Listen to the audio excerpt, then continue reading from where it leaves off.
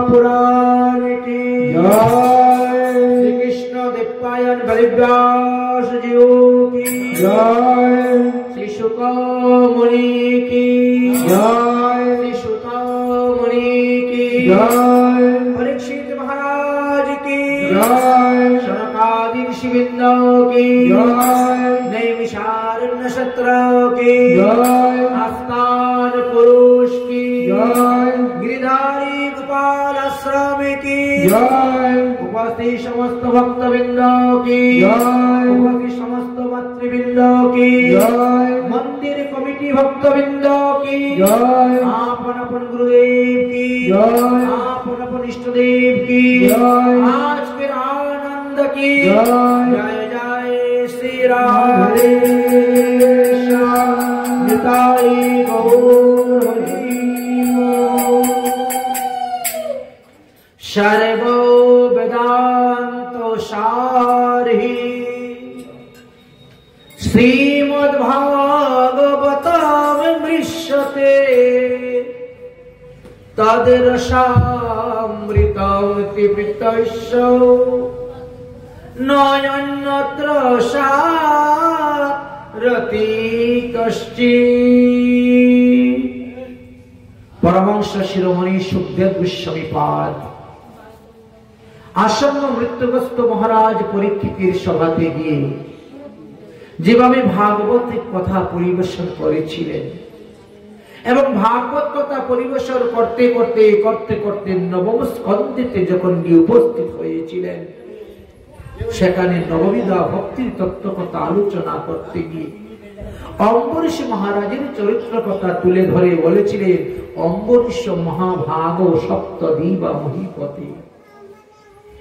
আজ সেই একটি তিথি উপস্থিত হয়েছে যাকে আমরা দ্বাদশী তিথি বলে থাকি।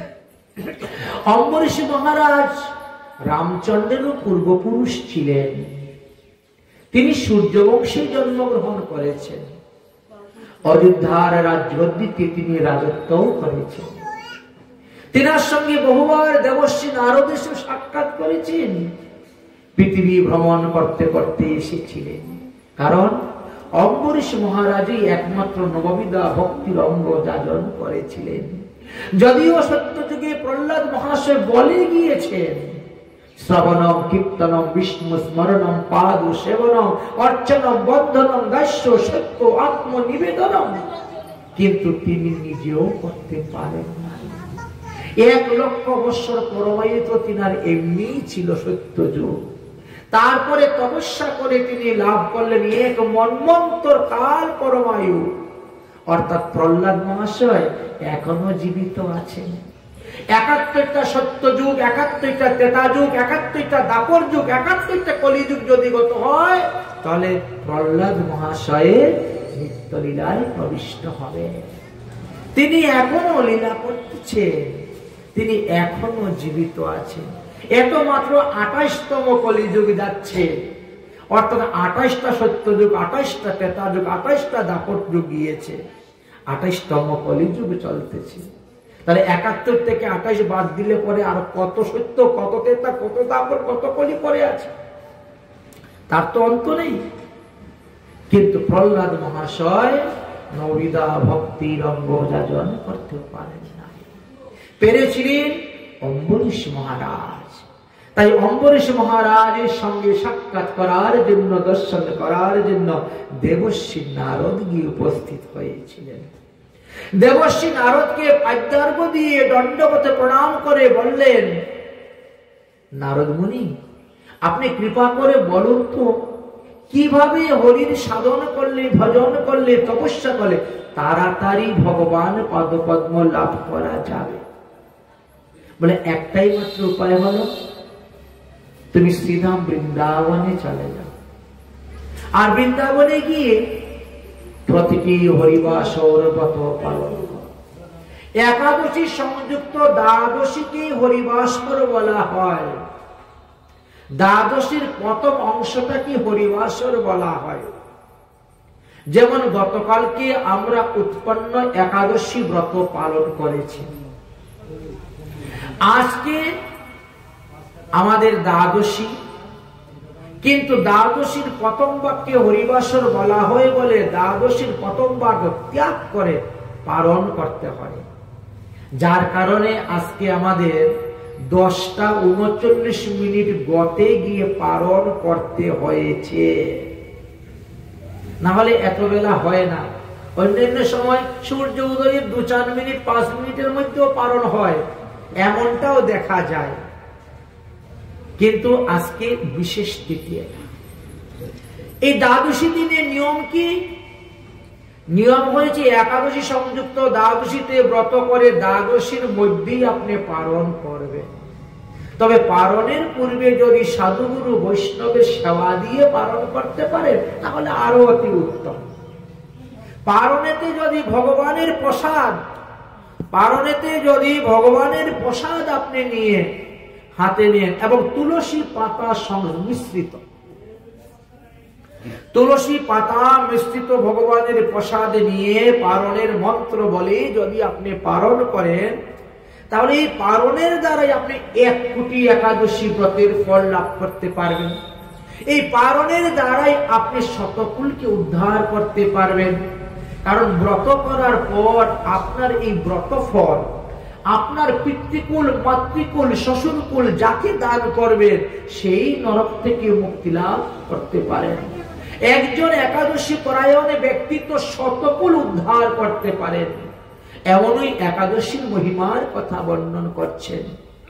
আজকের এই তিথিতে শ্রীধাম বৃন্দাবনে কোন এক সময় অম্বরীশ মহারাজ বাস করছিলেন। একাদশী ব্রত তিনি করেছেন, দ্বাদশীতে পালন করবেন। ব্রজবাসী ব্রাহ্মণ বৈষ্ণবদেরকে নিমন্ত্রণ দিয়েছেন, তারাও এসেছেন। তারা প্রসাদ পেয়ে বেরিয়ে গেছেন, হাতের মধ্যে প্রসাদ নিয়েছেন, পালন করবেন। এমন সময় দৈবাত মহারিষি দুর্বাসার আগমন হয়ে গেল। অতিথি ব্রাহ্মণ, অতিথি বৈষ্ণব আসলে পরে আগে তাকে সেবা দিতে হবে। তাই হাত থেকে প্রসাদটা রেখে দিয়ে আগে গিয়ে আদর আপ্যায়ন সম্মান অভ্যর্থনা করলে, দণ্ডবত প্রণাম করে স্বাগত জানিয়ে বললেন, মহারাজ আসুন, বসুন, প্রসাদ গ্রহণ করুন। পালনের সময় আর বেশি নেই, আর মুহূর্ত কাল সময় মাত্র পালনের সময় আছে। অতএব আপনি পালন গ্রহণ করুন, প্রসাদ গ্রহণ করে পালন করুন। কিন্তু দুর্বাসা ঋষি কি বললেন, একটু অপেক্ষা করুন, আমি এই যমুনায় স্নান করে এখনই আসতেছি। তিনিও 84 ব্রজমণ্ডল পরিক্রমা করতে বেরিয়েছেন। তাই সকালবেলা স্নান হয় নাই, আহ্নিক হয় নাই, গুরুমন্ত্র জপ হয় নাই। আমাদের সাধন ভজনের পদ্ধতি অনুষ্ঠানে লেখা আছে কি, ঘুমের থেকে উঠেই আপনি স্নান করে তিলক করে আহ্নিক করবেন। স্নান আহ্নিক ব্যতীত কিছু গ্রহণ করবেন না। তাই সেই নিষ্ঠা, সেই নিয়ম অনুসারে তিনি করতে গেলেন। যমুনায় গিয়েছেন, স্নান করেছেন, আর যমুনার জলে দাঁড়িয়ে যখন ইষ্ট মন্ত্র জপ করতেছেন সমাধিস্থ হয়ে গেছে। এদিকে যে পালনের বেলা পার হয়ে যাচ্ছে সেদিকে হুঁশ নেই। অম্বরীশ মহারাজ পড়লেন বড় চিন্তার মধ্যে। এবার আমি কি করি? যদি অতিথি ব্রাহ্মণকে উপবাস রেখে আমি পালন করে নেই তাহলে আমার গৃহস্থ ধর্ম লঙ্ঘন হবে। গৃহস্থের ধর্ম হয়েছে অতিথিকে সেবা দিবে, তারপরে তিনি সেবা করবেন। অতিথির আগে যদি গৃহস্থ সেবা করে নেয় তাহলে বাকি যত অন্ন ব্যঞ্জন রয়েছে সব গৃহস্থের উচিষ্ট হয়ে গেল।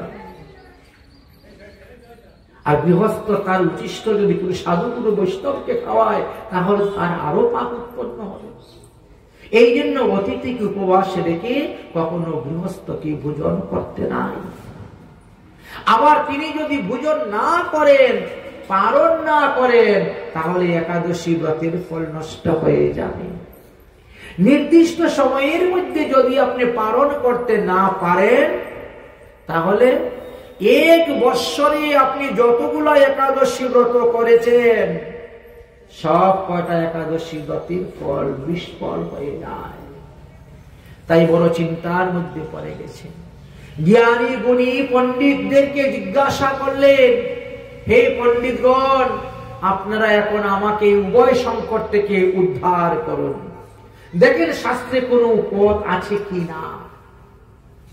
একদিকে পালন করলে আমি নরকে যাইব, আর পালন না করলেও আমি নরকে যাইব। পালন করলে উপবাসী ব্রাহ্মণের নিমন্ত্রিত অতিথির আগে ভোজন করেছি, সেই পাবে নরকে যাব, আর পালন না করলে একাদশী ব্রত ভঙ্গের ফলে নরকে যাইব। কোন উপায় থাকলে আপনারা কৃপা করে বলুন। সমস্ত গ্রন্থ ঘাটার পরে একটা সিদ্ধান্ত পাওয়া গিয়েছে। সেই সিদ্ধান্ত কি?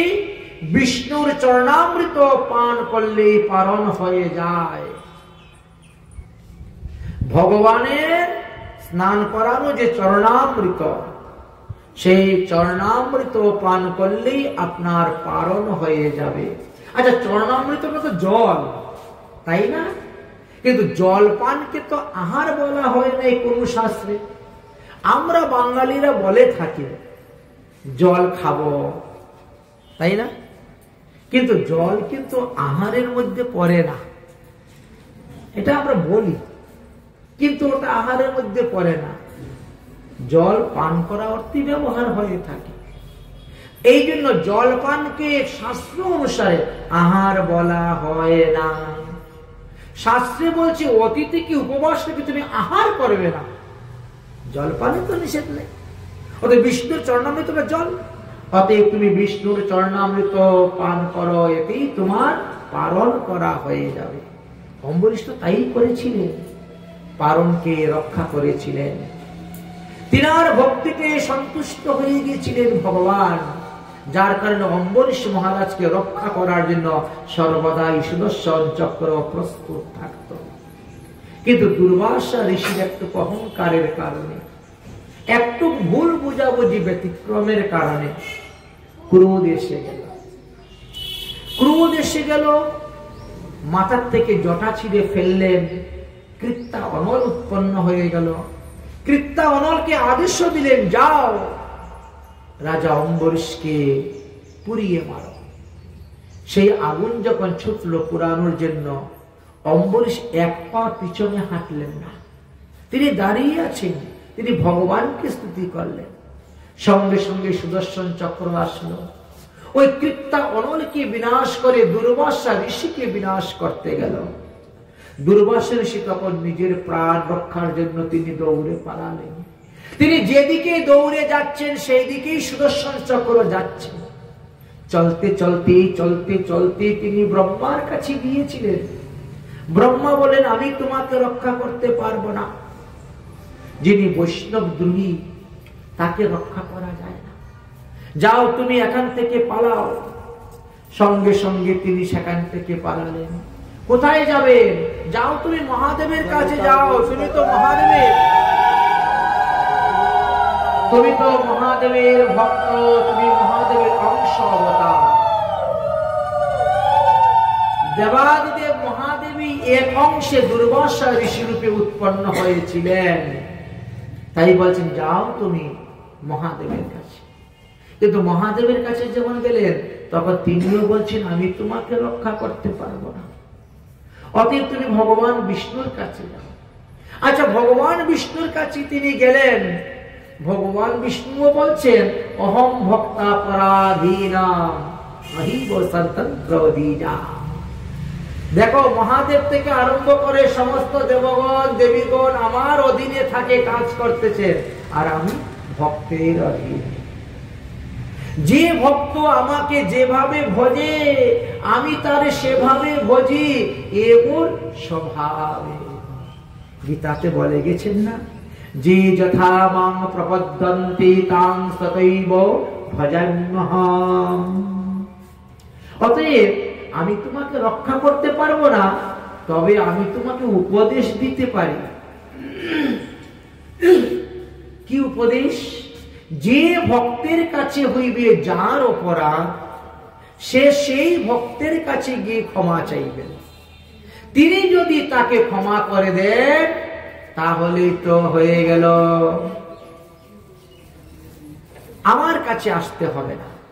অতএব তুমি তো অম্বরীশ মহারাজের কাছে অপরাধ করেছো, যাও তার কাছে গিয়ে ক্ষমা চাও। দুর্বাসা ঋষি বলছেন, সুদর্শন চক্রের ভয়ে আমি পালিয়ে এসেছিলাম, আমি যাব কেমন করে অম্বরীশ মহারাজের কাছে? অম্বরীশ মহারাজের কাছে যেত না যেতে সুদর্শন চক্র আমার গলা কেটে ফেলে দিবে। অতএব আমি তোমার চরণে এসেছি, শরণাগতিকে রক্ষা করো। শরণাগতিকে রক্ষা করাই ভগবানের কাজ। ভগবান বলেন, তোমাকে আমি আশ্বাস দিচ্ছি, তুমি যতক্ষণ পর্যন্ত অম্বরীশের কাছে না যাও ততক্ষণ পর্যন্ত তোমাকে বধ করবে না। সুদর্শন চক্র তোমার পিছনে পিছনে যাইবে, ঠিক আছে?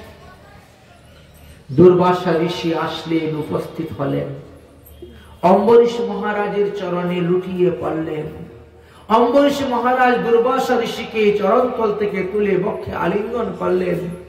হে মহাশয়, আজ 1 বৎসর হয়ে গেল, আপনি কোথায় গিয়েছিলেন? বলে, আমি তো প্রাণ নিয়ে পালিয়েছিলাম। 1 বৎসর হয়ে গেল প্রাণ নিয়ে পালিয়ে গেছেন, আজ 1 বৎসর ধরে আমি উপবাস, একমাত্র বিষ্ণুর চরণামৃত পান করেই আছি আমি। আর অতিথি যে তুমি আমার, অতিথিকে ভোজন না করাইয়া তো আমি ভোজন করতে পারি না। তাই 1 বৎসর ধরে আমি খালি শুধু বিষ্ণুর চরণামৃত পান করেই আছি। আসুন মহারাজ, আপনি পালন করুন। এবার দুর্বাসা ঋষিকে পালন করালেন। দুর্বাসা ঋষি বিদায় নিয়ে গেলেন। তারপরে অম্বরীশ মহারাজ পালন করেছিলেন। ভক্তির মধ্যে এতই শক্তি। তাই তো শ্রীমদ্ ভাগবত মহাপুরাণে বললেন, কলৌ তো কেবলা ভক্তি ব্রহ্ম সজুর্যকারিণী। এই কলিযুগে একমাত্র ভক্তি আপনাকে মুক্তি দান করতে পারবেন। জ্ঞান কর্ম যুগেতে নহে কৃষ্ণ বশ, কৃষ্ণ বশের হেতু চাই প্রেম ভক্তি রস। তাই প্রেম ভক্তি যার মধ্যে যত বেশি, তত তাড়াতাড়ি সে ভগবান পদ্ম লাভ করতে পারে। যার মনটা সরল, যার মনটা মাখনের মতো সাদা, যার মনটা মাখনের মতো কোমল, তিনি তত তাড়াতাড়ি ভগবানকে পায়, তত তাড়াতাড়ি ভগবানকে পায়। তার একটা সুন্দর দৃষ্টান্ত দিয়েছিলেন। একটি ছোট্ট বালক, বয়স হবে 8-9 বৎসর বালকটা, কিন্তু সে খুব বেশি করে খেতে পারে। তার মা বাবা খুবই গরিব, দিন দরিদ্র, আর তার ঘরে এমন ছেলে জন্ম নিয়েছে ভীমের মতন খেতে পারে। এখন বলেন তো, মা বাবা যে টাকা পয়সা রোজগার করে নিয়ে আসে, ছেলের কুশলই সব চলে যায়, কিছু বাঁচানোর মতো উপায় নেই। আচ্ছা, ছেলে যদি একটু পেট ভরে খেয়ে নেয় তো মা বাবাকে উপবাস থাকতে হয়, আর মা বাবা যদি পেট ভরে খায় তো ছেলের পেট ভরে না। মানে সংসারে এতটাই অভাব, এতটাই টানাটানি।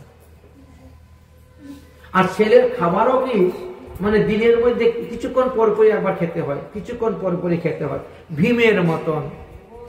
ভীমের যেমন পেটের মধ্যে বৃক নামক এক অগ্নি ছিল, যে অগ্নির কারণে সে ক্ষুধা সহ্য করতে পারত না। রাতের বেলা সবাই ঘুমিয়ে গেল, ও কিন্তু চুপে চুপে রান্না করে ঢুকে যা পেত খেয়ে নিত। এমনটাও জানা যায় ভীমের চরিত্রের মধ্যে। এতটাই তিনি খেতে পারতেন, কারণ বৃক নামক অগ্নি। ওই শিশুটাও এত খেতে পারত যে মা বাবারা তার খোরাক পূর্ণ করতে পারছেন না। একদিন হঠাৎ এক সাধু বাবার সঙ্গে দেখা। সাধু বাবা, আপনি আমার ছেলের মাথার মধ্যে হাত দিয়ে আশীর্বাদ করুন, যাতে ছেলের খাওয়া দাওয়াটা একটু কমে যায়। বলেছেন, আমরা তো পারছি না ওর খাবার সংগ্রহ করতে। সাধু বাবা বলছে, আরে ওর যেটা খোরাক সেটা দিতে হবে, ওর থেকে কম হলে সে দুর্বল হয়ে পড়বে, কাজকর্ম করার ক্ষমতা হারিয়ে ফেলবে। ওর খোরাক তো আমরা জোগাতে পারছি না, আমরা হিমশিম খেয়ে যাচ্ছি। তাহলে কাজ করো, কোনো মঠ মন্দিরে দিয়ে দাও। মঠ মন্দিরে কিন্তু খাওয়া দাওয়ার অভাব নাই। কত খাবে কা? কোন মঠ মন্দিরে দিয়ে দাও। তো বলছেন মঠ মন্দিরে যে দিব, আমাদের তো জানাশোনা কোনো মঠ মন্দির নেই। আপনার যদি কোনো জানাশোনা মঠ মন্দির থাকে তো বলুন। তিনি বলছেন বাবা আমারও তো এইরকম কোন মহন্তের সঙ্গে জানাশোনা নাই যে এখান থেকে ফোন করব বলবো হয়ে যাবে। তবে কাজ করো, আমাদের অযোধ্যা ধামটা নিকটেই আছে, অযোধ্যাতে না অনেক মঠ মন্দির আছে। আর রামানন্দী সাধুদের মধ্যে না সেবা ভাবটা খুব বেশি। আপনি যত জায়গায় যান, আমাদের চারি সম্প্রদায়ের বৈষ্ণবের মধ্যে রামানন্দী সাধুর মতন উদারতা কিন্তু পাবেন না। তারা প্রচুর সাধু সেবা করে এবং মানে উদার মনে সাধু সেবা করে, এমন অবস্থা সাধু সেবা। অযোধ্যায় এমনও কিছু মন্দির আছে যে 3 দিন সাধুদের থাকা ফ্রি, খাওয়া ফ্রি। তো অযোধ্যা দর্শন করতে তাদের 3 দিনের উপরে লাগেও না, ভ্রমণ করতে বা দর্শন করতে সুন্দর। এত ভিন্ন আর অন্যান্য স্থানেও আছে, সবসময়ই ফ্রি আছে, প্রসাদ থাকার ব্যবস্থা আছে। তো যাও কোনো মঠ মন্দির দেখে তুমি তোমার ছেলেকে দিয়ে দাও, এতে ছেলের ভবিষ্যৎ হয়ে যাবে আর তোমরাও কিছু টাকা পয়সা বৃদ্ধকালের জন্য সংগ্রহ করে রাখতে পারবে।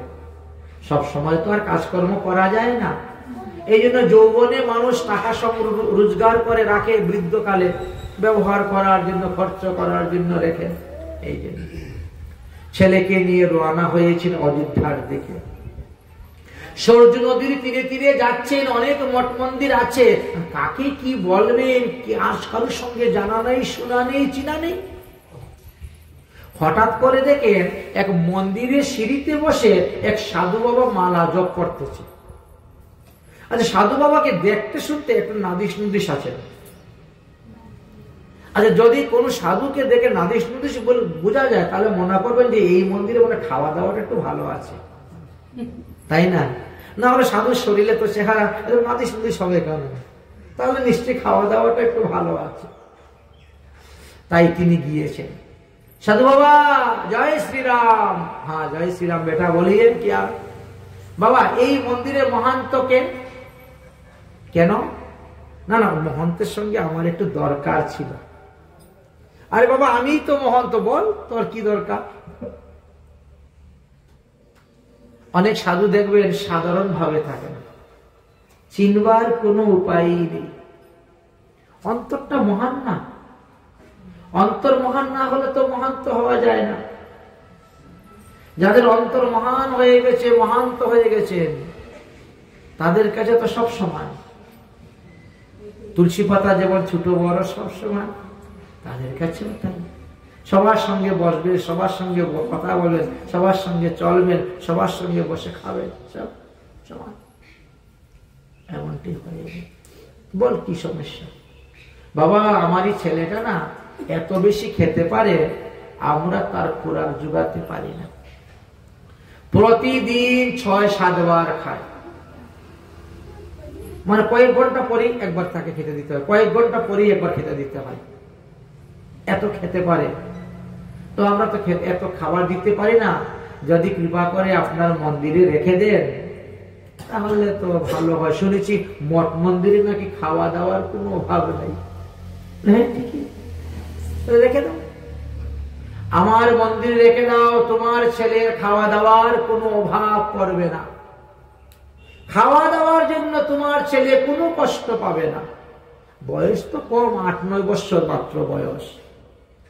ঠিক আছে, ধীরে ধীরে তাকে স্কুলে ভর্তি করাবো, সংস্কৃত পড়বে, বেদ অধ্যয়ন করবে, গীতা ভাগবত পড়বে, রামায়ণ আদি পড়বে।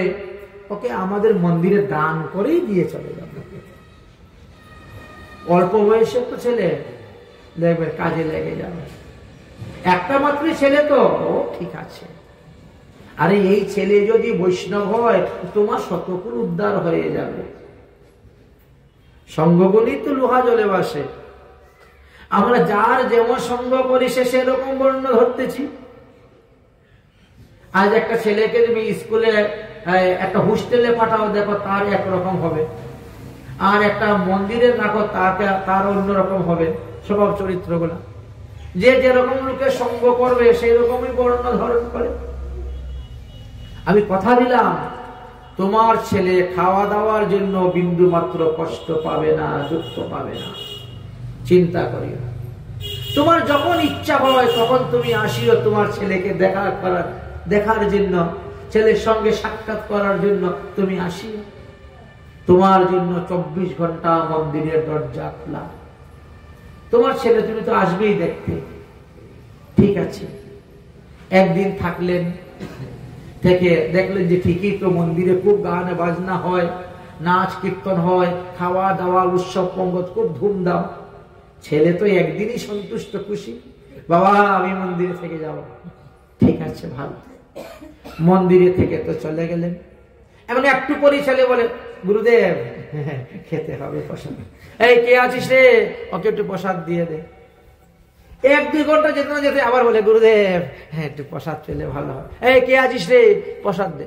এখন দেখে গেল ওর জন্যই একজন লোক রাখতে হবে একটু পরে পরে প্রসাদ দেওয়ার জন্য। গুরুদেব তখন বলছেন, এই তোর দীক্ষা হয়েছে? বলে না, দীক্ষা তো হয় নাই।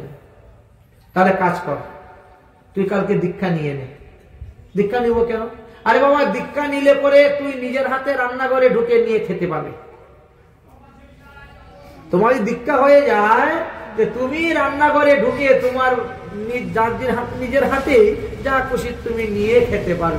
তোমার জন্য তোমার লোক একটা রাখতে হয় একটু পরে পরে। এখন যারা রান্না বান্না করে পরিবেশন করে তাদের মধ্যে বিশ্রাম করতে হয়। তো সবারই তো সাধন ভোজন আছে, একটা সময় আছে। আর তো সময় নাই, গুরুদেব ক্ষুধা লেগেছে খেতে দাও, বারে বারে কে যাবে তোকে খেতে দিতে? তার থেকে বরং তুই দীক্ষায় নিয়ে নে। তাহলে রান্না করে দরজা খোলা হয়ে গেল, আর কোনো তোমার টেনশন নাই। যখন খুশি তখন তোমার হাত ঢুকাও, নেও, খাও, তুমি দীক্ষিত, অসুবিধা নেই। ঠিক আছে, তাহলে গুরুদেব কালকে সকালে দীক্ষা নিয়ে নিন। গুরুদেব সন্তুষ্ট, যাই হোক ভালো। সকালবেলা নাপিত ডাকলেন, মস্তক মুন্ডন করালেন তাকে, তারপরে একটু হোমযজ্ঞ করে প্রায়শ্চিত্ত করাইয়ে দিলেন, তারপরে তাকে দীক্ষা দিয়ে দিলেন। দীক্ষা দিয়ে বাস এবার বলে আর চিন্তা নাই, এখন তোমার যতবার খাওয়ার ইচ্ছা রান্নাঘরে ঢুকবে, নিবি আর খাবে। রান্নার লোক তো আলাদা আছে, তোমার তো রান্না করতে হবে না, সবজি আমানি করতে হবে না, কিচ্ছু করতে হবে না। ঠিক আছে, এখন তো সে খাওয়া দাওয়া খুব ভালোই চলছে। 5 দিন 7 দিন 10 দিন 12 দিন 14 দিন খেয়ে দিয়ে একবার নাবিশ নুবিশ হয়ে যাচ্ছে, গুলগাল চেহারা হয়ে যাচ্ছে, খুব খাচ্ছে। হঠাৎ একদিন সকালবেলা গিয়ে দেখে রান্নাঘরের দরজার মধ্যে এত বড় একটা তালা ঝুলতেছে। তালাটা দেখে তার মনের মধ্যে, রান্নাঘরের দরজা তালা কেন?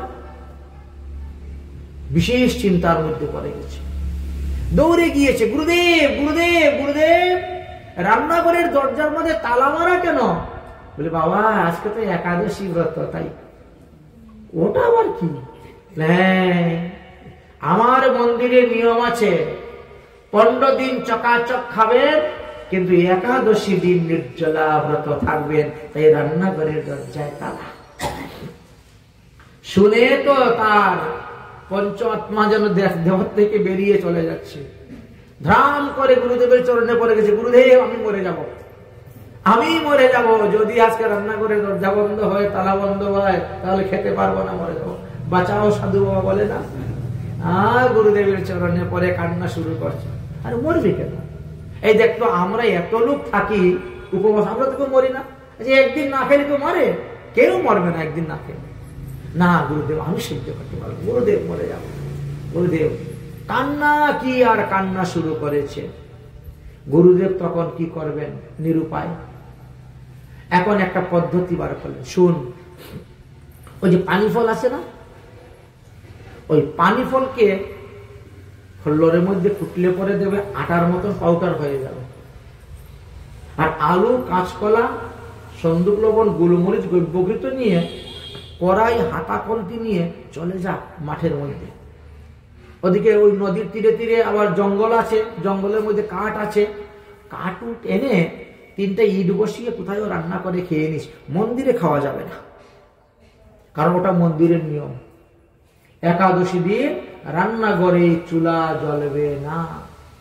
এখন তোমার বাবাকে আমি কথা দিয়েছি, যখন তোমার খাওয়া দাওয়ার অসুবিধা হবে না, তবে বিধান তো দেওয়া আছে। যদি তুমি নির্জলা করতে না পারো তাহলে তুমি সজলা করো, সজলার বিধান আছে। আপনাদের এতই এলাকায় পাওয়া যায় না, কিন্তু আমাদের বৃন্দাবনে কটু ফল নামে একটা আছে। কটু ফলের আটা, সেটা গ্রহণ করা যায়। সিঙ্গারা ফল, পানি ফল, ওর আটাটা গ্রহণ করা যায়। আমাদেরকে বলছেন গম থেকে উৎপন্ন আটা গ্রহণ করা যাবে না, জব থেকে উৎপন্ন আটা গ্রহণ করা যাবে না, কিন্তু পানি ফল, সিঙ্গারা ফলের যে আটা, সেটা কিন্তু গ্রহণ করা যায়। তো দিয়ে দিলেন, ও নিয়ে চলে গেল। এবার জীবনের প্রথম কিন্তু রান্না হচ্ছে। তুমি রান্না করছো কখনো 9 বছর বয়সে? না। ও কিন্তু জীবনের প্রথম যাচ্ছে। গুরুদেব বলছে, শুন বাবা, যাচ্ছিস তো, বনে গিয়ে রান্না করে ভগবানের ভোগ দিয়ে খাবি। ভগবানের ভোগ দিয়ে কিন্তু প্রসাদ পাবি। তো রামানন্দী সাধু হিষ্টদেব হল রামচন্দ্র। প্রত্যেকের হিষ্টদেবের ভোগ লাগিয়ে খায়। তাই হিষ্টদেবকে বলছে, দেখ, রাম, প্রভু রামকে ভোগ দিবে, তারপরে কিন্তু খাবি, না হলে কিন্তু খাবি না। আচ্ছা ঠিক আছে গুরুদেব। তাই দণ্ডবতে প্রণাম করে গিয়েছেন, আর গিয়ে সেখানে রান্না করেছেন। কলা পাতা কেটে এনে কলা পাতার মধ্যে ভোগ সাজিয়েছেন। সাজিয়ে তিনি চক্ষু বন্ধ করে তুলসী পাতা দিয়ে নিবেদন করে ভোগ আরতি কীর্তন শুরু করেছেন। আমরা যেমন মধ্যাহ্নকালীন ভোগ আরতি কীর্তন করি, তো সেই বালকও ভোগ আরতি কীর্তন শুরু করেছেন। কি বলে? প্রভু রামাইয়ে রাজা রামাইয়ে ভোজন কা ভোগ लगाइए। প্রভু রামাইয়ে রাজা রামাইয়ে ভোজন কা ভোগ लगाइए। ভোজন কা ভোগ लगाइए। প্রভু রামাইয়ে রাজা রামাইয়ে ভোজন কা ভোগ लगाइए। প্রভু ভোজন কা ভোগ लगाइए। ভোগারতি কীর্তন 10 মিনিট করলেন। চোখ বন্ধ করে ভোগারতি কীর্তন করে চোখ খুলে তাকিয়ে দেখেন ভোগ তো যেমন তেমনই পড়ে আছে। ভগবান এসে তো ভোগ গ্রহণ করেন নাই। যদি ভোগ গ্রহণ করতেন তাহলে আঙ্গুলের ছাপ থাকতো, বা কিছুটা খেয়ে নিয়েছেন, কিছুটা কমে যেত। যতটা ভোগ লাগিয়েছে ততটাই দেখে ভোগ রয়েছে, তাহলে তো আমি খেতে পারবো না। ভোগ হয় নাই, ভগবান গ্রহণ করেন নাই, তাহলে আমি গ্রহণ করব কেমন করে? গুরুদেব বলছেন ভগবানকে ভোগ লাগিয়ে খাবে। বড় আশ্চর্য কথা। আমাদের মন্দিরে পূজারী ভোগ মন্দিরে ঢুকাইয়া ঘন্টা বাজাইলে ভগবান চলে আসেন খেতে, আর আমি এতক্ষণ ধরে কীর্তন করলাম ভোগ আরতি, তাও ভগবান আমার খেতে আসলেন না কেন? কারণটা কি? ও, পূজারী তো দেখছি আচমন দেয়, অর্ঘ্য দেয়, ঠিক না? প্রথমে ভগবানকে আহ্বান করে ইয়া গচ্ছ ইয়া গচ্ছ ইয়া তিষ্ঠ ইয়া তিষ্ঠ ইয়া সন্নিধি, তারপর ইদম পদ্যার্ঘ সমর্পয়ামি, ইদম অর্ঘম সমর্পয়ামি, ইদম বস্ত্রম সবই সমর্পয়। আমার তো এগুলো কিছুই নেই। এই জন্য মনে হয় ভগবান আমার কাছে আসেন নাই। এই জন্য মনে হয় ভগবান আমার কাছে আসেন। আকাশের দিকে তাকাচ্ছে, হে ভগবান, আগামী একাদশীতে আমি সব কিছু নিয়ে আসবো। পাদ্য, অর্ঘ্য, আচমন, শঙ্খ, ঘন্টা সব কিছু নিয়ে আসবো। তাও তুমি চলে আসো প্রভু, সেবাটা গ্রহণ করে নাও। তুমি না খেলে তো আমি খেতে পারবো না। আর বেলা তো হয়ে গেছে অনেকটা, 12টা বাজতে গেল। এত সময় তো 3-4 বার ভোজন হয়ে যায় সকাল থেকে, তার মধ্যে একবারও হয় নাই, তার পেটে কিরকম অবস্থা এখন চিন্তা করেন। ভুকা পেটে কত কষ্ট পাচ্ছে, ভগবানকে অনুরোধ করতেছে, তাও ভগবান আসছেন না। কেন ভগবান আসেন না? পূজারী একবার ডাকলে চলে আসে, আমার ভগবান কেন আসছেন? ও আমি তো ভোগের গ্লাস জল দিই নাই, নতুন ভোগ লাগিয়েছে তো, ভোগ লাগিয়েছে তো গ্লাস তো আনি নাই, তো জল দিব কোথার থেকে? হে ভগবান, আগামী একাদশীতে গ্লাস নিয়ে আসবো, তোমাকে জল দিব, তুমি এসে সেবা গ্রহণ করো। অনুনয় বিনয় আদর আপ্যায়ন করতেছে, তাও ভগবান আসছে কেন? ও আমার রুটি পুড়ে গেছে বলে তুমি আসতেছ না। পানি ফলের আটা দিয়ে যে রুটি বানিয়েছিল, তো অনেক জায়গায় কাঁচা, অনেক জায়গায় পুড়ে গেছে, তো ও এই জন্য আসছো না। হে প্রভু, আমি তো জীবনের প্রথম রান্না করেছি, আগামী একাদশীতে কিন্তু ভালোভাবে রান্না করে তোমাকে ভোগ দিব। এই একাদশীতে চলে আসো ঠাকুর, চলে আসো, প্রার্থনা করছেন। আচমন আরে গনাই আরতি ইহায়ে মেহে মানি, আচমন আরে গনাই আরতি ইহায়ে মেহে মানি, আচমন আরে গনাই আরতি ইহায়ে মেহে মানি। सूखी रोटी पाओ प्रेम से पियो नदी का पानी, सूखी रोटी पाओ प्रेम से पियो नदी का पानी। प्रभु रामाइये मुझे प्रभु लगाइए, प्रभु रामाइये मुझे प्रभु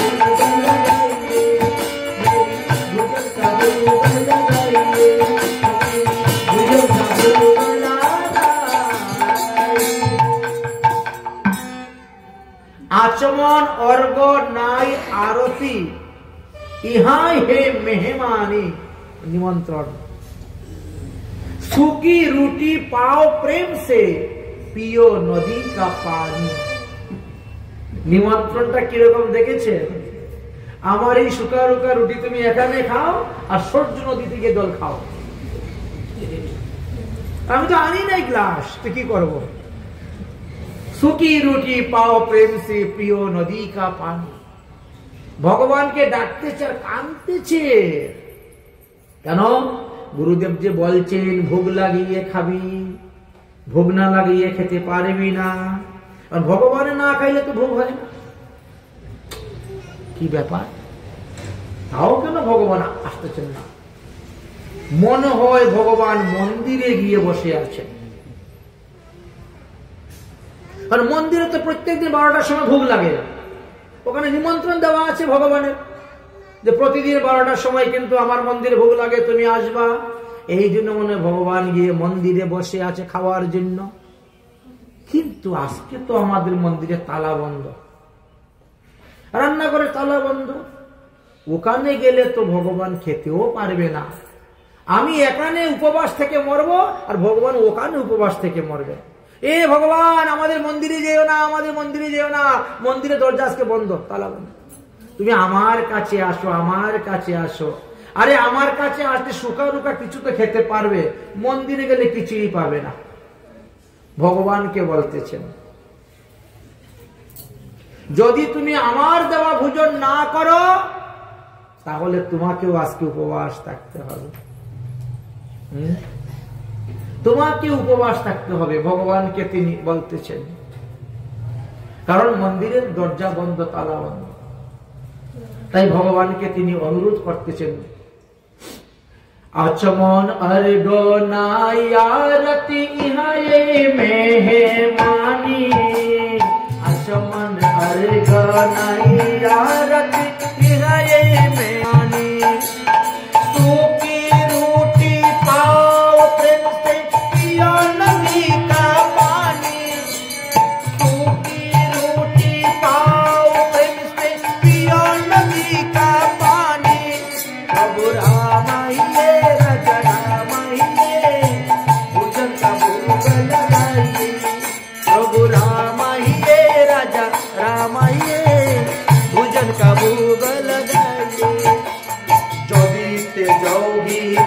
भजन सुखी भूखा मरबी তুমি एकादशी आज मंदिर में बेटा रहोगी তুমি एकादशी आज मंदिर में बेटा रहोगी भूखी प्रभु राम आइए राजा राम आइए भोजन का भोग लगाइए प्रभु राजा राम आइए भोजन का भोग लगाइए। भगवान नित्य गोलक धामे बसे बसे हासছেন। देखो देखो আমার ভক্তের মন কত সরল কত কোমল, তার গুরু বাক্যের প্রতি কতটা নিষ্ঠা। তার গুরুদেব যে বলেছে ভোগ লাগিয়ে খাবে, ভোগ না লাগিয়ে খাবে না, তাই সে আমার জন্য অপেক্ষা করে আছে। এই রকম সরল মন যার, তরল মন যার, কোমল মন যার, তারাই ভগবানকে বশ করতে পারে। তারা আর ভগবান তো খাওয়া দাওয়ার জন্য তো নয়। भगवान बोलते हैं प्रेम की भूखा हूं मैं, प्रेमी एक ही सार, और जो प्रेम से भसता है मुझे उसकी बेड़ा पार। ওই বালকটা কিন্তু প্রেমের সহিত ভজন করতেছে। ভগবান রামচন্দ্র তখন আর না এসে থাকতে পারলেন।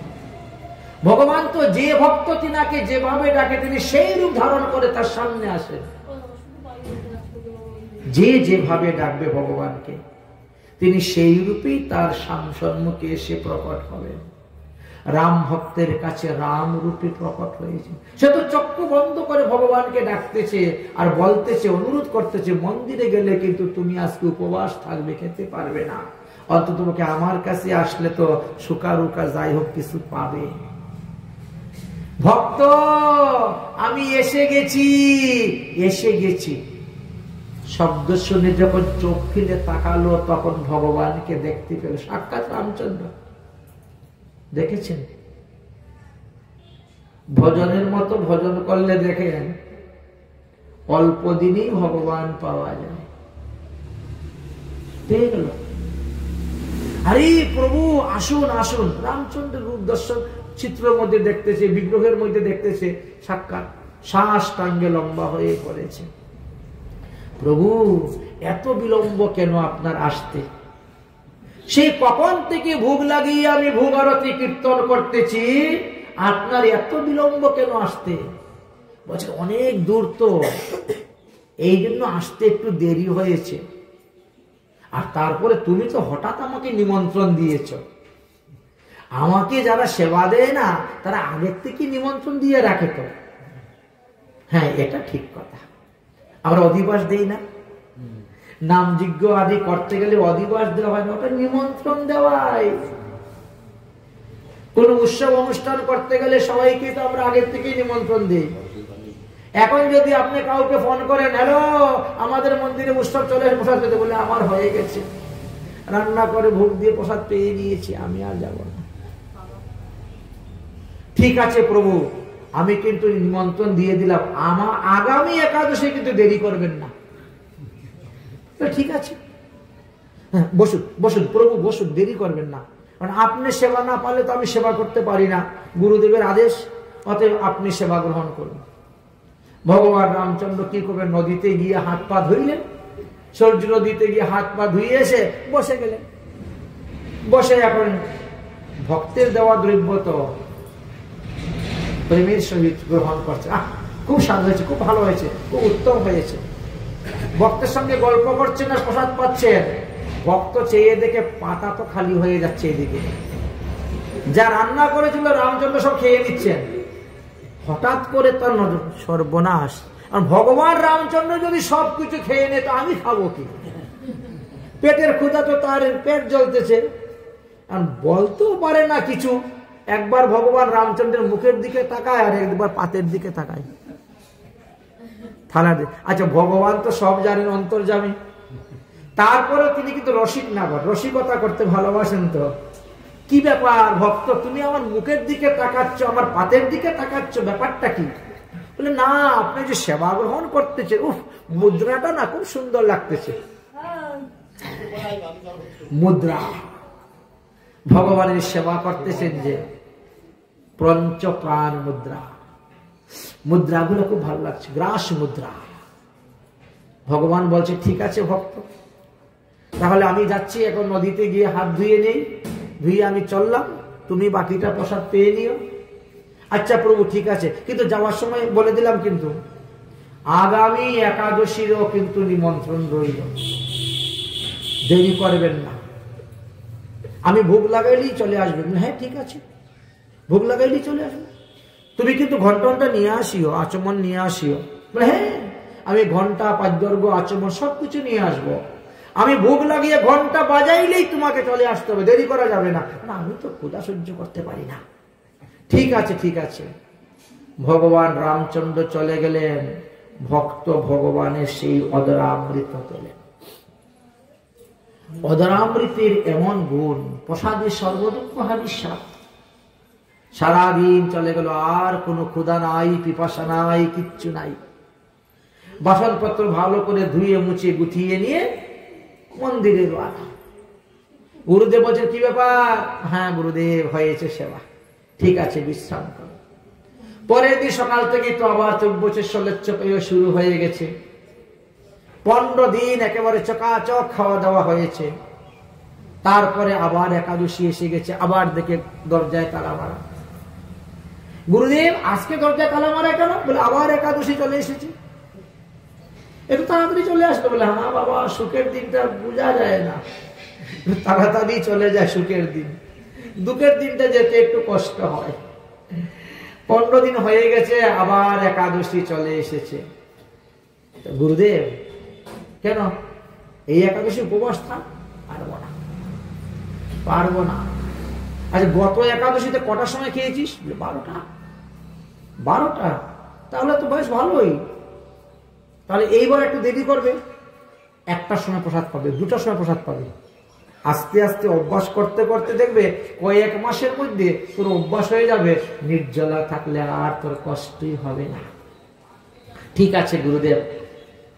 এই ভান্ডারি বাবা, ওই ছেলেটাকে একটু কটুয়াটা, সন্দুক, লবণ, গুলমরিচ, বগিত দিয়ে দেও তো। যা বাবা ওইগুলা নিয়ে ওই জঙ্গলে গিয়ে বসে খেয়ে নিস। গুরুদেব গত একাদশীতে যা দিয়েছিলেন না, এতে আমার পেট ভালো করে ভরে নাই, একটু বেশি করে দিবেন। বাহে, এই একাদশী দিনে কত খায় মানুষে?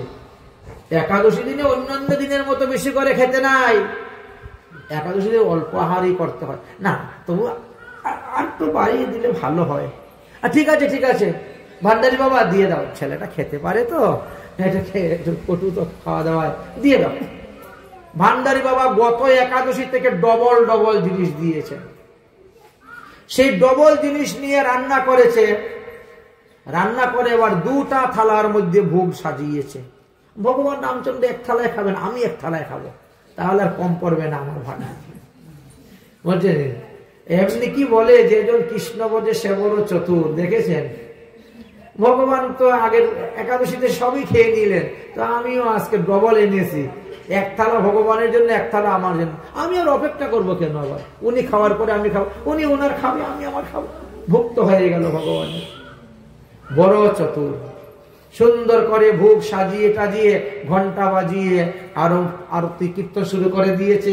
প্রভু রামাইয়ে রাজা রামাইয়ে ভোজন কা ভোগ লাগাইয়ে, প্রভু রামাইয়ে রাজা রামাইয়ে ভোজন কা ভোগ লাগাইয়ে। এসে গেছি ভক্ত, এসে গেছি।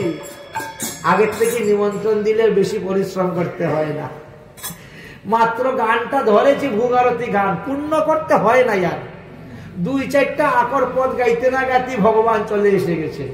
এসে গেছি ভক্ত, এসে গেছি। ভক্ত তো প্রেমের সহিত চোখ মুজে গান গাচ্ছে, চোখ বন্ধ করে ভোগ আরতি গান ধরেছে। যেই বলছেন ভগবানের সুর শুনেছে, চোখ খুলে তাকিয়ে দেখে 2 জন। হায় হায়, রামচন্দ্র তো আছেন, আবার সঙ্গে সীতা দেবী। অবাক হয়ে গেছে, বিস্মিত হয়ে গেছে। প্রভু আপনার পিছনে মহিলাকে? বলে আমার ধর্মপত্নী। আমার ধর্মপত্নী সীতা, ও সীতা মাইয়া, সীতা মাইয়া, আইয়ে আইয়ে সীতা মাইয়া, প্রণাম করছে। সীতা মা বলছে কি ব্যাপার রামচন্দ্রকে, আমার কি নিমন্ত্রণ নাই নাকি, তো আমাকে আনলে কেন? সীতা মা বলে না, আরে আমার যেখানে নিমন্ত্রণ তোমার থাকে না, হতে পারে। ভক্ত দেখো দেখো, তোমার সীতা মা তোমাকে দর্শন করার জন্য এসেছে। হ্যাঁ ঠিক আছে, বসুন বসুন, সেবা গ্রহণ করুন। সীতা এক থালে বসে গেছে, রামচন্দ্র আরেক থালে বসে গেছে, দুজন দুই থালের মধ্যে বসে গেছেন। এবার তো গল্প শুরু হয়েছে, তোমার গুরুদেব তোমারে কেমন ভালোবাসেন, কেমন আদর করেন, কেমন যত্ন করেন, খেয়াল টিয়াল রাখেন কিনা, মা বাবার সঙ্গে দেখা হলো কিনা, তাদের কোনো খবর টবর জানো কিনা। গল্প চলছে একেবারে খুব জমাট, আর এদিকে সেবাও চলতেছে। সেবা করতে করতে হঠাৎ তাকিয়ে দেখে আবার যেই অবস্থা সেই অবস্থা, পাতা তো খালি হয়ে যাচ্ছে। এখন ওই একবার পাতের দিকে তাকায়, একবার মুখের দিকে তাকায়। সীতা দেবীর তো বড় লজ্জা লেগে গেছে, মহিলা মানুষ তো লজ্জা একটু বেশি, সীতা দেবীর তো সব থেকে বেশি লজ্জা লেগে গেছে। ইনি তো খাওয়াই ছেড়ে দিয়েছে, লম্বা ঘুমটা টেনে দেখ খাবো কেমন করে, মুখের দিকে তাকায়, পাতের দিকে তাকায়, কি খাওয়া থাকে। আচ্ছা, কেউ যদি আপনার মুখের দিকে পাতের দিকে বারবার তাকায়, আপনি খেতে পারবেন বলেন তো? আপনার নিজেরই লজ্জা লাগবে, তো কে করে খাবেন? তাই তেরা বলে আমি খেতে পারবো। ভগবান বলছেন তা তুই খেতে পারবে তো যাও, হাত আচমন করো, আচমন করে উঠো। সীতা দেবী আচমন করে উঠে গেছেন, বাস। ভগবান রামচন্দ্র বলছেন তাহলে ভক্ত তুমি বসো বসো বসো, এখানে বসো। বাস, ভক্ত সেবা করলেন, ভগবান উঠলেন।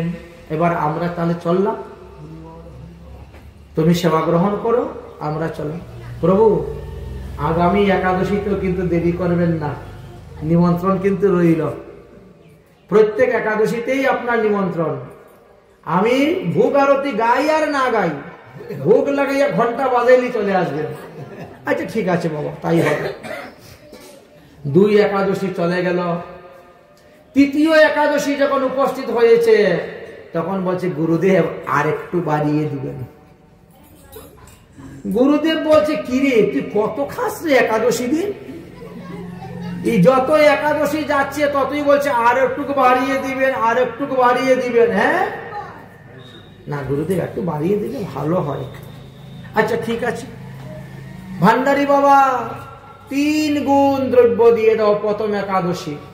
যা, বড় বড় হাড়ি কড়াই নিয়ে গিয়ে রান্না শুরু করেছি। রান্না করতে করতে এখন বেলা 12টা 1টা বেজে গেছে। এবার চিন্তা করছে বাহ, এবার 3 থালের মধ্যে সাজাবো, তাহলে একটা থাল আমার জন্য হয়ে গেল।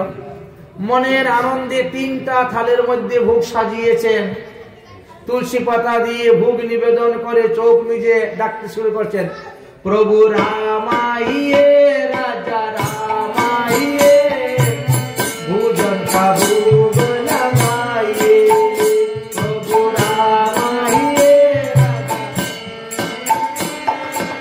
ভোজন খাবো লামাইয়ে, প্রভু রামাইয়ে সীতা মাইয়া আইয়ে, প্রভু খাবো লামাইয়ে, প্রভু রামাইয়ে সীতা মাইয়া আইয়ে, ভোজন খাবো লামাইয়ে।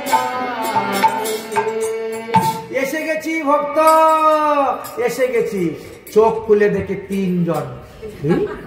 আমার যত পারস বাড়ানো হচ্ছে দেখি ভগবানেরও দেখি পরিবার বেড়ে যাচ্ছে। এ কি উনি আবার কে সঙ্গে করে নিয়ে আসে? আমার প্রাণের ভাই লক্ষণ, আমার প্রাণের ভাই লক্ষণ, ওকে কি ছেড়ে আমি আসতে পারি? তাহলে এসেই যখন গেছেন আর কি করা যায়, তাহলে বসুন সেবা গ্রহণ করুন, সেবা গ্রহণ করুন। মনটা একটু বেজার হয়ে গেছে, কারণ যত বাড়াচ্ছে থালা ভগবানের পরিবারও তত বেড়ে যাচ্ছে। এবার জিজ্ঞেস করছে, প্রভু একটা কথা বলবো, রাগ করবেন না তো? বলো কি বলবে বলো। বলে আগামী একাদশীতে কজন আসবেন? অ্যাডভান্স বলে দিচ্ছে, আগামী একাদশীতে কতজন আসবেন? না ঠিক আছে আসবো তো আমরা। আরে আসবেন তো আপনারা? আগামী একাদশীতে কত জানবেন? আর প্রত্যেক একাদশীতে একজন একজন করে বাড়ি যাচ্ছে, একজন একজন করে বেরিয়ে যাচ্ছে। আমি যত সংখ্যা বাড়াচ্ছি এদিকে সবজি ফলমূলের, এদিকে পারস বাড়াচ্ছে, ওদিকে ভগবানেরও পরিবার বেড়ে যাচ্ছে। আগামী একাদশীতে কজন আসবেন? বলতে না বলতে ভগবান অদর্শন হয়ে চলে গেল। ভক্ত প্রসাদ পেয়ে সন্ধ্যার সময় আশ্রমে চলে গেছে।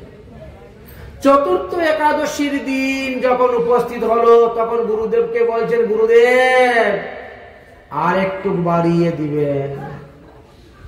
গুরুদেব বলছেন, বলিস কি রে, তুই এত দ্রব্য নিয়ে খাস কেমন করে? কেন তোর সঙ্গে কি মন্দিরের কেউ যায়? বলেন না। বলে তাহলে তোর মাতা পিতা আসে নাকি খেতে? বলেন না। বলে তাহলে করিস কি? একজন লোকের দ্বারা এতগুলা দ্রব্য একাদশীদের খাওয়া তো সম্ভব না। গুরুদেবের মনে একটু সন্দেহ হলো, মনে হয় বেটা ওইগুলা নিয়ে বিক্রি করে কোনো দোকানে টাকা জমাচ্ছে, না হলে তার মা বাবাকে দিয়ে দিচ্ছে। আরে এতগুলা দ্রব্য কি একজনে খেতে পারে? সম্ভব? এই সত্যি করে বলতো, তুই এতগুলা দ্রব্য নিয়ে কি করিস? কাকে দিস? কে খায়? বল। শিষ্যটা সরল প্রাণ, বলছে, গুরুদেব এত সব ভগবানে খেয়ে নেন। ভগবানে খেয়ে নেন? বলে হ্যাঁ। এতই? বলে হ্যাঁ। আপনি যে ভগবানের পুরা পরিবারটা আমার পিছনে লাগিয়ে দিয়েছেন। এই কি উল্টা পাল্টা বলছিস? বলে হ্যাঁ, প্রথম একাদশী দিনে ভোগ লাগাইলাম, রামচন্দ্র আসলেন, উনি তো খেয়ে গেলেন, তো আমি আর খেলাম কি? দ্বিতীয় একাদশীতে বললাম একটু বাড়িয়ে দিবেন, দিলেন, ডবল ডবল পারস করলাম, রাম সীতা দুজন আসলেন, তা আমার কপালে তো আর জুটলো না। তৃতীয় একাদশীতে বললাম আর একটু বাড়িয়ে দিবেন, দিলেন আপনি বাড়িয়ে, আমিও গিয়ে রান্না করে 3টা পারস করলাম, রাম লক্ষ্মণ সীতা চলে আসলেন। এবার চতুর্থ একাদশীতে যে কতজন আসবেন তা তো বলা যায় না। তাই বলছি গুরুদেব আর একটু বাড়িয়ে দিবেন। গুরুদেব মনে মনে চিন্তা করছেন, বা বেটা তো বড় চতুর হয়ে গেছে, আমার মাথায় টুপি পরাচ্ছে। হ্যাঁ, আচ্ছা, আমি এতদিন ধরে সাধন ভজন করে ভগবান রামচন্দ্রের দর্শন পেলাম না, কৃপা পেলাম না। আরে 15 দিন ভজন করে রামচন্দ্র পেয়ে গেল, 1 মাস ভজন করে রাম সীতা পেয়ে গেল, 45 দিন ভজন করে রাম লক্ষ্মণ সীতা পেয়ে গেল, আর এখন 60 দিনের মাথায় পৌঁছেছে, 2 মাস হয়েছে। এখন বলছে না জানি এই একাদশীতে ভগবানের পরিবারের কতজন যে আসবেন তার ঠিক নেই। তাই বলছে আর একটু বাড়িয়ে দিল। দেখতে হবে, দেখতে হবে তাহলে সত্যি কি ভগবান এসে সেবা গ্রহণ করেন না হস্তান্তরিত হচ্ছে মালপত্র গুলা অন্যত্র, দেখতে হবে। গুরুদেব তখন বাইরে দিয়ে হাসি মুখে বলছেন, ঠিক আছে বাবা, ঠিক আছে, তোমার কাছে যখন ভগবানের পরিবার আসেন, ভগবানের পরিবারকে খাওয়াও। এই কোথায় ভান্ডারি বাবা, অন্যান্য একাদশী থেকে 4 গুণ দিয়ে দাও দ্রব্য। 4 গুণ দ্রব্য মাথার মধ্যে পূজা করে নিয়ে রওনা হয়েছে, আর গুরুদেব পিছনে পিছনে যাচ্ছেন, দেখার জন্য, পরীক্ষা করার জন্য ছুটছেন। এদিকে কি হলো, ও কি করেছে, মাথায় করে বোঝা নিয়ে ওইখানে গিয়ে রেখে দিয়ে বসে গেছে, পরিশ্রান্ত হয়ে গেছে। অনেকগুলা দ্রব্য তো মাথায় করে এনেছে, ক্লান্ত পরিশ্রান্ত, তাই মাথার থেকে রেখে দিয়ে গাছের নিচে বসে গেছে। গুরুদেব চুপ করে জঙ্গলের মধ্যে বসে গেছেন, আজকে দেখবো আমি। ও বসে কি করেছে, কিছুক্ষণ বসার পরে মনে মনে চিন্তা কি করলো, করে ভূগরতি কীর্তন শুরু করে দিয়েছে। রান্না বান্না কিছু নেই, ও রান্নাও করে নাই, ফলও আমানি করে নাই, সবজিও আমানি করে নাই, ভূগরতি কীর্তন শুরু। গুরুদেব বলছেন কি ব্যাপার, এই তো মাথায় করে সবকিছু নিয়ে এসে রাখলো, রান্না বান্না না করে ভূগরতি কীর্তন করতেছে, তার মানে মনে হয় আমাকে দেখে ফেলেছে। গুরুদেব মনে মনে সন্দেহ করছেন, আমাকে মনে হয় দেখে ফেলেছে, এমন পাগলামি শুরু করে দিয়েছে। আচ্ছা দেখি কতক্ষণ পাগলামি করতে পারে। ও তো ওর ভাবের করে শুরু করে দিয়েছে, প্রভু রামাইয়ে রাজা রামাইয়ে পূজন কাবু বলাইয়ে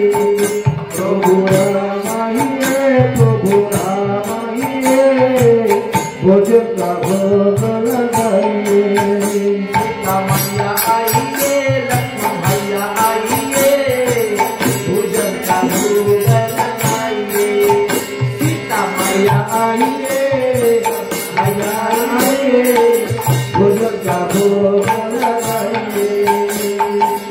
भोजन का भोग लगाइए, भोजन का भोग लगाइए। এসে গেছি ভক্ত, আমরা এসে গেছি। ভক্ত চোখ খুলে চাকিয়ে দেখে 6 জন চলে এসেছে। 6 জন। এত একেবারে অবাক হয়ে গেছে, কি প্রভু আপনারা 6 জন? হ্যাঁ, তাতে কি হলো 6 জন হলে? তুমি যে ভূগরতি কীর্তন করলে, ভোগ কোথায়? তুমি তো ভোগ রান্নাও করো নাই, ভোগ সাজাও নাই, ভোগ না দিয়ে ভূগরতি কীর্তন শুরু করে দিলে। আমরা তো তোমার ভূগরতি শুনে চলে আসলাম। ভক্ত বলছে, বলেছিলাম না গত একাদশীতে কতজন আসবেন বলে যান? বলে গেলেন না তো আমি কোন আন্তাজে রান্না করব? আচ্ছা বলেন তো, এখন যদি আমি রান্না করতাম, আমি তো 4 জনের আন্তাজে গুরুদেব দিয়েছে হ্যাঁ জিনিস সিধা, আমি রান্না করতাম। লোক এখন আপনারা 6 জন, 4 জনে 6 জনের খাবার খেলে কি পেট ভরবে? ভরবে না। আর আমি যে সকাল থেকে এত খেটে খুটে রান্না করবো, আমার কপালে জুটবে না। তা আমি রান্নাও করবো না, খাবো না, এই জন্য বসে আছি। ভগবান বলছেন এটা হয়? তুমি আমাদেরকে নিমন্ত্রণ দিলে, আমরা তোমার ভোগ আরতি কীর্তন শুনে আসলাম, আর এখন দেখি কোনো কিছুই নেই। বলে গেলেন না কেন? আমি তো আগেই বলেছি কজন আসবেন, কজন আসবেন, বলে যান, বলে যান। আর কি করা যায়? ভরত শত্রুঘ্ন বলছে, দাদা আমাদের নিমন্ত্রণ নাই তো আনার কি দরকার ছিল? দেখেন তো একটা বিড়ম্বনা না? 3 জনের নিমন্ত্রণের জায়গায় 6 জন এসে গেলে কি অবস্থা হয়? এখন যিনি দাতা তিনি রাগ করে নিয়েছেন, রান্নাই করেন রাগ করে, এবার কি উপায় হয়? ভগবান রামচন্দ্র বলছেন, দূর, আমরা যখন এসে গেছি তা আমরাই রান্না করে খেয়ে যাবো। দেখেন ভক্তের বশ ভগবান। তোমরা এসেছো, তোমরাই রান্না করে খাও। ভগবান বলছে ঠিক আছে, আমরাই রান্না করে খাবো। সীতা দেবী তুমি রান্নায় বসে যাও। সীতা দেবী বলছে, রান্না যে করবো, গত একাদশীতে রান্না করেছিল সেই চুলার ছাই এখনো রয়ে গেছে। গত একাদশীতে যে রান্না করেছিল সেই চুলার মধ্যে এখনো ছাই রয়ে গেছে, মাজা ঘষা নাই, পরিষ্কার নাই, কেমন করে রান্না করবো? হনুমান তুমি ছাইগুলা ফেলো তো। দিয়েছে একটা ফু, যেমনি ফু দিয়েছে হনুমান সব ছাই উঠতে শুরু হয়েছে। গুরুদেব তো ওখান থেকে দেখতেছেন জঙ্গলের মধ্যে ছাই উড়ে কেন রে? কিন্তু উনি কিন্তু রাম লক্ষ্মণ ভরত শত্রুঘ্ন হনুমান কাউকে দেখেন নাই, কিন্তু ছাই উঠতে দেখতে পাচ্ছেন। আরে ছাই উঠতেছে কেন? ঝড় নাই, তুফান নাই, হঠাৎ করে কি ব্যাপার? এবার কোন পাগলামি শুরু হলো? রান্না নাই, বান্না নাই, ভূগরতি কীর্তন, কার সঙ্গে কথা বলতেছে? কোনো লোকও তো দেখতে পাচ্ছি না। বড় চিন্তায় পড়ে গেলেন গুরুদেব, এবার কোন পাল্লায় পড়লাম? ভগবান রামচন্দ্র বলছেন, সীতা দেবী এবার তুমি রান্নায় বসো।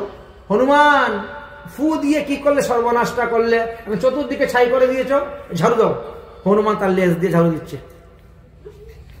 হনুমানের লেজ দিয়ে এখন ঝাড়ু দেওয়া শুরু করেছে। শত্রুঘ্ন হ্যাঁ আদেশ করুন, তুমি বসে বসে ফল আমানি করো, সবজি আমানি করো। ভরত আজকে তুমি বাসনগুলো একবার নদীতে নিয়ে আবার ভালো করে মেজে ঘষে নিয়ে আসো। লক্ষ্মণ যাও তুমি শুকনা লাকড়ি নিয়ে আসো। দেখেছেন এক একজনের দায়িত্ব এক একটা হয়ে গেল, সবাই সবার কাজে দায়িত্ব লেগে গেলেন। আর ভগবান রামচন্দ্র ভক্তের কাছে বসছেন, গল্প করতেছেন। ইত্যবসরে গুরুদেব চলে আসছেন, কত ভগবানের সঙ্গে কথা বলতেছে, চোখ বন্ধ করে। গুরুদেব, এই পাগল, রান্না নাই, বান্না নাই, ভোগারতি কীর্তন করছিস, কার সঙ্গে কথা বলছিস? ও গুরুদেব সঙ্গে সঙ্গে নেমে আগে দণ্ডবত প্রণাম। গুরুদেবকে প্রণাম করলেন। কেন গুরুদেব? এই যে আমার পাশে রামচন্দ্র ভগবান বসে আছে, ওই যে সীতামা রান্নায় বসতেছেন, এই যে লক্ষ্মণ ভাইয়া লাকড়ি পাড়তেছে, ওই দেখেন শত্রুঘ্ন বাসন মাজতে সবজাওয়ানি করতেছে, ভরত দাদা বাসন মাজতেছে। এই পাগল নাকি, আমি তো কিছু দেখতে পাচ্ছি না। বলেন কি গুরুদেব, আপনি দেখতে পাচ্ছেন না? আমি তো সব দেখতে পাচ্ছি, সবার কথা শুনতে পাচ্ছি। গুরুদেব তখন বলছেন, যা তাহলে তো ভগবানকে জিজ্ঞেস কর, আমি দেখতে পাচ্ছি না কেন। তখন ভক্ত বলছে, ভগবান প্রভু রামচন্দ্র, আমার গুরুদেব তো আমার থেকে শতগুণ শ্রেষ্ঠ, লক্ষ গুণ, কোটি গুণ শ্রেষ্ঠ। অত তিনি আপনাকে দেখতে পাচ্ছেন না, আপনার কথা শুনতে পাচ্ছেন না, আমি দেখতে পাচ্ছি, শুনতে পাচ্ছি, ইহার কারণটা কি? ভগবান বলছেন, আরে তোমার মন যতটা সরল, যতটা তরল, যতটা কোমল, যতটা সাদা, তোমার গুরুদেবের তত নয়। আরে একটা মঠ মন্দির চালাতে গেলে মানুষের মনটা কিরকম হয় বুঝেন তো, কত রকমের, সেই রকম নয় তো। এই জন্য তিনি দেখতে পাচ্ছেন। গুরুদেব বলছেন, এই বল বল কি বলছেন ভগবান, আমি তো শুনতে পাচ্ছি না। বলছে, ভগবান বলছেন তোমার মন নাকি সরল নয়, তরল নয়, কোমল নয়, এই জন্য ভগবানকে দর্শন পাচ্ছি না। এই কথাটা শুনে না গুরুদেবের মনের মধ্যে নির্বেদ উপস্থিত হয়ে গেল। তিনি কান্না করতে শুরু করেছেন, হায় হায় রে, আমার শিষ্য ভগবান পেয়ে গেল, আমি পেলাম না। আমার শিষ্য ভগবানের কৃপা পেল, দর্শন পেল, আর আমার দ্বারা হলো না। তিনি কান্না শুরু করে দিয়েছেন।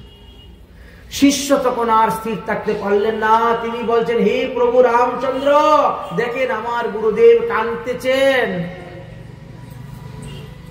তিনি কাঁদতেছেন, অতএব তুমি তাকে দর্শন দাও, দর্শন দাও, দর্শন দাও। ভগবান বলছেন, যাও তাহলে তোমার গুরুদেবকে উঠাও। উনি কাঁদতে কাঁদতে ভূমিতে পড়ে গেছেন, মূর্ছিত হয়, যাও উঠাও।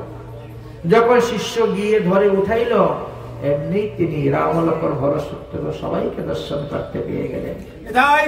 এইভাবে কৃষ্ণময় প্রণময় রামের কথা বর্ণন করে গিয়েছেন। অতএব प्रेम की भूखा हूं मैं, प्रेमी की सार, और जो प्रेम से भसता है मुझे उसकी बेड़ा पार।